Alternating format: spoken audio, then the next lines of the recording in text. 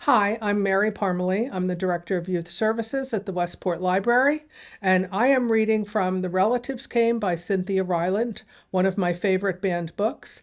This book was banned from some libraries because it was thought to be offensive to the Appalachian people. The Relatives Came by Cynthia Rylant, illustrated by Stephen Gamel. It was in the summer of the year when the relatives came. They came up from Virginia. They left when their grapes were nearly purple enough to pick, but not quite. They had an old station wagon that smelled like a real car, and in it they put a chest full of soda pop and some crackers and bologna sandwiches, and up they came from Virginia. They left at 4 in the morning when it was still dark, before even the birds were awake. They drove all day long and into the night, and while they traveled along, they looked at the strange houses in different mountains, and they thought about their almost purple grapes back home.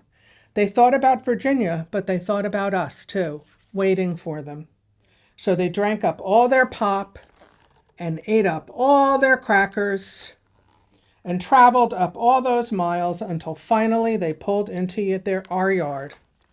Then it was hugging time. Talk about hugging. Those relatives just passed us all around their car, pulling us against their wrinkled Virginia clothes, crying sometimes. They hugged us for hours. Then it was into the house, and so much laughing and shining faces and hugging in the doorways.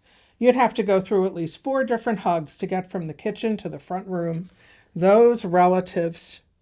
And finally, after a big supper 2 or 3 times around, until we all got a turn at the table, there was quiet talk, and we were in 2s and 3s through the house.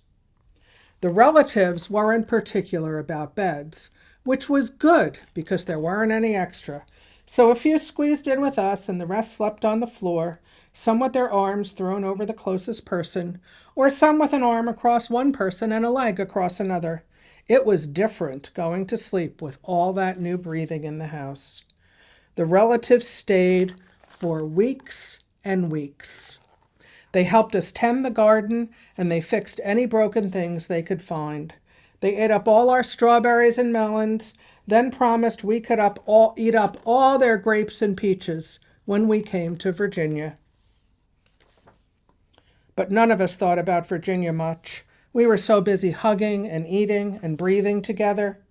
Finally, after a long time, the relatives loaded up their ice chest and headed back to Virginia at 4 in the morning.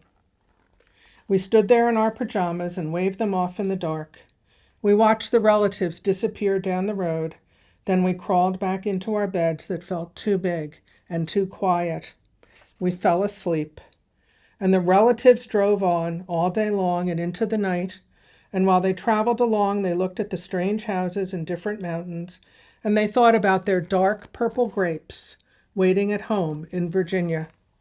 But they thought about us, too, missing them, and they missed us. And when they were finally home in Virginia, they crawled into their silent, soft beds and dreamed about the next summer